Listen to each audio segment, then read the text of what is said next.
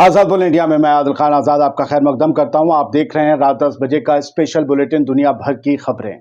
इस बुलेटिन में हम आपको आज दिन भर दुनिया में क्या कुछ हुआ इसकी पूरी इंफॉर्मेशन देने की कोशिश करेंगे।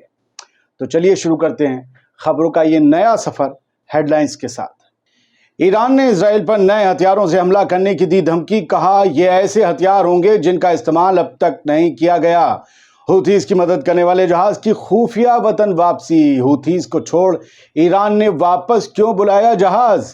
ईरानी राष्ट्रपति की इजराइल को नई वार्निंग। उधर एक्सपर्ट्स को ईरान पर हमला होते ही दुनिया के थम जाने का क्यों है डर।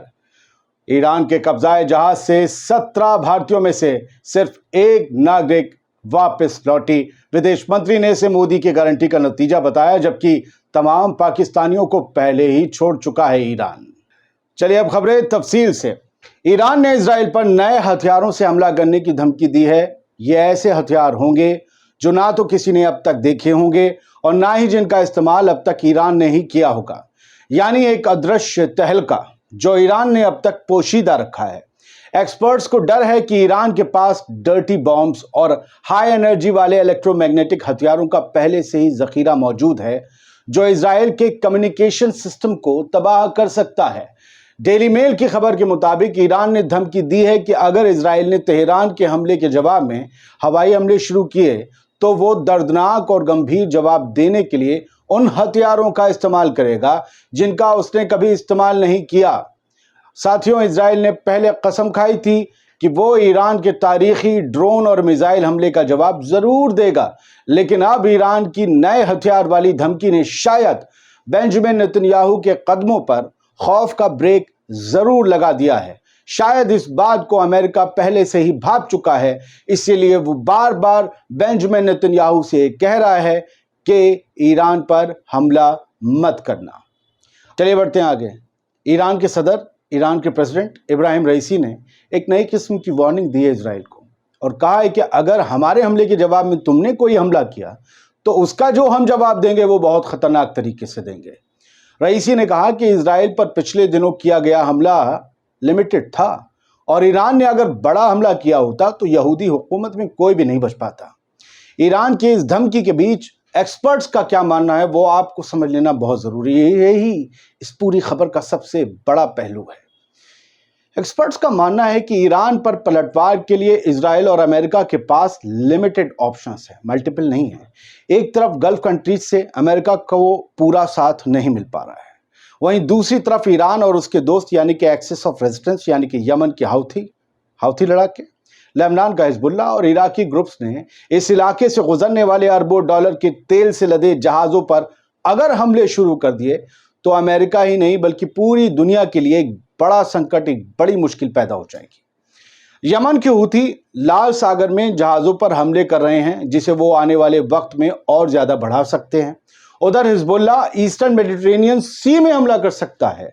वहीं ईरान का दबदबा स्ट्रेट ऑफ हॉर्मुज में है, ये आप सब जानते हैं। वो स्ट्रेट जो होता है ना, वो जल डमरू मध्य, पीछे सागर, आगे समंदर का बड़ा हिस्सा, बीच में एक पतला सा संकरा रास्ता जहां से जहाज जाते हैं, तो वो स्ट्रेट कहलाता है। यहाँ ईरान का दबदबा है हॉर्मुज में, वो यहां से जहाजों के आने जाने पर पाबंदी लगा सकता है। इन सारे लोगों की पॉलिसी होगी कि तेल की सप्लाई को कुछ वक्त के लिए जाम कर दिया जाए। इसका सीधा असर अमेरिका, यूरोप और इसके साथ ही हमारे भारत पर भी पड़ेगा। अगर तेल की सप्लाई रुकती है तो उसकी कीमतें आसमान छू सकती हैं और इससे पूरी दुनिया में हंगामा और तहलका मच जाएगा।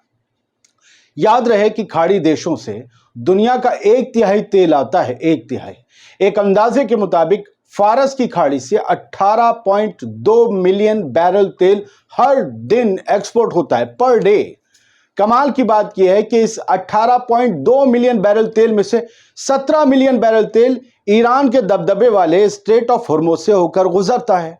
इसके अलावा लिक्विड गैस भी इसी स्ट्रेट ऑफ हॉर्मुज से दुनिया भर में ट्रांसपोर्ट की जाती है।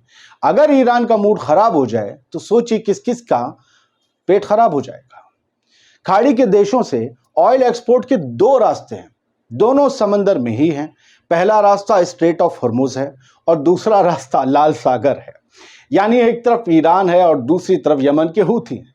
इसीलिए अमेरिका चाहता है कि इजराइल के वजीर आजम बेंजामिन नेतन्याहू अपनी बदले की सनक छोड़कर ईरान को अपना असली गेम न खेलने दें, वरना पूरी दुनिया सिर्फ इजराइल को इसके लिए कोसेगी और किसी को नहीं, सिर्फ इजराइल को। अभी खबर ये आई है, जो तफसील से आगे बताऊंगा किसी और एपिसोड में, कि नए सैंक्शंस ईरान पर लग गए हैं। तफसील क्या है बताता हूं, जैसी ब्रॉड होती खबर। बढ़ते हैं आगे, एक और खबर। दुनिया के बड़े मीडिया ग्रुप ब्लूमबर्ग की एक रिपोर्ट के मुताबिक ईरान ने यमन के हूथीस को दुश्मन से कवर देने वाले एक जहाज को वापस ईरान की तरफ बुला लिया है। इस तरह हूथीस अब लाल सागर में कमजोर पड़ सकते हैं।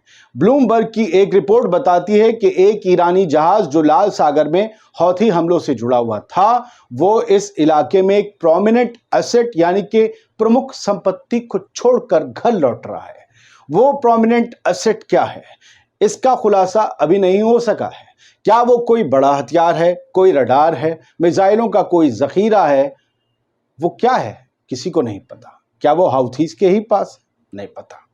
इस जहाज का नाम, जो ईरान का जहाज वापस लौटा है, इसका नाम बेहशाद है, जो इजरायली हमले के मद्देनजर वापस ईरान लौट आया है। बेहशाद वैसे तो एक जनरल कार्गो शिप है, लेकिन माना जाता है कि यह अंदर से जरा दूसरे किस्म का जहाज है। ब्लूमबर्ग की तरफ से इकट्ठा किए गए ट्रैकिंग डाटा के मुताबिक बेहशाद, जिसे ईरान खुफिया और रसद वाला जहाज कहता है, खुफिया और रसद वाला जहाज यानी कि इंटेलिजेंस एंड लॉजिस्टिक्स वेसल, इस जहाज ने 4 अप्रैल को यमन के साहिल के पास अपनी पोजीशन छोड़ दी थी। 4 अप्रैल, फिर 18 अप्रैल यानी कि आज ये जहाज अचानक स्ट्रेट ऑफ हॉर्मुज के पास फिर से जलवा अफरोज हो गया, सबकी नजर में आ गया। कमाल की बात यह है कि 4 अप्रैल से 18 अप्रैल तक बेहशाद जहाज ने अपनी लोकेशन ब्रॉडकास्ट करना बंद कर रखी थी, ताकि कोई उसे ट्रैक ना कर पाए। बड़ा कमाल यह है कि कोई उसे ट्रैक कर भी नहीं पाया। अब यह इशारा मिल रहा है कि यह जहाज अब ईरान के बंदर अब्बास बंदरगाह पर पहुंचेगा। बंदरगाह का नाम बंदर अब्बास है। अरबी में बंदर का मतलब दूसरा होता है, इशारा बंदर होता है, बंदरगाह बंदर होता है, मतलब नाम है एक तरीके का। खैर, 1 अप्रैल को दमिश्क में ईरान की एम्बेसी पर हुए इजरायली हमले के कुछ दिनों बाद बेहशाद जहाज वापस अपने वतन पहुंच गया, जो अब ईरान को समंदर की खुफिया जानकारियां जुटाकर देगा। लेकिन इस बीच क्या यमन के हूथी लड़ाके समंदर में कमजोर हो जाएंगे? मुझे लगता है कि जंग के इस माहौल में ईरान अपने सबसे भरोसेमंद साथियों को कभी भी कमजोर हालत में नहीं छोड़ेगा, और दुश्मन के इलाज के लिए हूथीस को ईरान ने पहले से ही कोई ना कोई औजार दे दिया होगा। आप जानते होंगे कि मैं औजार लफ्ज का नाम बार बार क्यों लेता हूं। यहाँ जिस पंच पर हूं थोड़ा हथियार से वो होता है, औजार ही सबसे अच्छा है। औजार जब भी कहूं लिखूं आप समझ जाइएगा। अब एक अच्छी खबर है और इसमें सियासत भी है। ईरान ने ओमान की खाड़ी से जब्त किए गए जहाज से भारत की एक बेटी को रिहा कर दिया है, जो अब वापस हमारे वतन, अपने वतन लौट आई है। छोड़ी गई फीमेल भारतीय डेक कैडेट एंटेसा जोसेफ आज 18 अप्रैल को केरल के कोचीन एयरपोर्ट पर उतरी और घर पहुंची।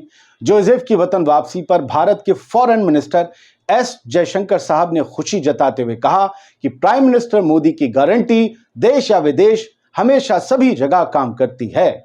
दोस्तों, भारत से पहले ईरान ने 16 अप्रैल को शिप पर मौजूद पाकिस्तान के दोनों सिटीजन्स को रिहा कर दिया था। बस 2 ही थे, दोनों को कर दिया, बेटों को पाकिस्तान के। अब जहाज पर कोई भी पाकिस्तानी मौजूद नहीं है, जबकि 16 भारतीय अब भी शिप पर फंसे हुए हैं। विदेश मंत्री को जल्द ही इनके लिए भी किसी गारंटी का इस्तेमाल करना होगा। याद रहे कि इजराइल पर हमले से पहले ईरान ने भारत आ रहे पुर्तगाल के झंडे वाले एक जहाज MSC एरीज को ओमान की खाड़ी में हॉर्मुज पास से जब्त किया था। इस पर 25 क्रू मेंबर मौजूद थे, जिनमें 17 भारतीय और 2 पाकिस्तानी थे। इन्हीं 17 में से हमारी एक बहन वापस लौट आई है, उन्हें मुबारकबाद। उम्मीद ये करता हूं कि आज का ये बुलेटिन, जिसमें दुनिया भर की आपको खबरें मिली, आपको पसंद आया होगा। खबरें तो बहुत थी, लेकिन शॉर्ट्स का ज़माना है, लोग शॉर्ट्स वीडियो देखते हैं, उसी की तरफदारी करते हैं, उसी की डिमांड भी करते हैं। उस ज़माने में 4-5 लोग ऐसे भी हैं जो कहते हैं 20-25 मिनट का बुलेटिन बनाइए। दोनों ही चीज़ें पॉसिबल नहीं हैं। बहुत काम होते हैं, बहुत लिखना होता है, बहुत पढ़ना होता है, रिसर्च बहुत करनी होती है, क्योंकि गलती करने के चांसेस बहुत पढ़ने लिखने के बाद भी होते हैं। हमारा चैनल नया है, कोशिशें बहुत اعلیٰ قسم کی کر رہے ہیں ہمارے ساتھ جو لوگ جڑے ہوئے ہیں، خاص طور سے ویڈیو ایڈیٹنگ ٹیم، پڑھائی لکھائی اور بولنے کا کام تو میرا ہی ہے۔ آپ سبھی سے گزارش ہے کہ آزاد بول انڈیا کو اپنے دوستوں فیملیز کے ساتھ شیئر کریں اور یہ ضرور بتائیں کہ یہ کوشش کیسی لگی، کیونکہ اس پر کام تبھی جاری رہ سکتا ہے کیونکہ یہ بہت ٹائم ٹیکنگ کام ہے۔ جب آپ اسے سراہیں اور آپ بتائیں کہ ہاں یہ ایک اچھا بلیٹن ہے جس میں آپ کو رات کے 10 بجے دن بھر کی خبریں مل جاتی ہیں۔ آزاد بول انڈیا کو اجازت دیں، کل پھر ملیں گے 10 بجے۔ شکریہ۔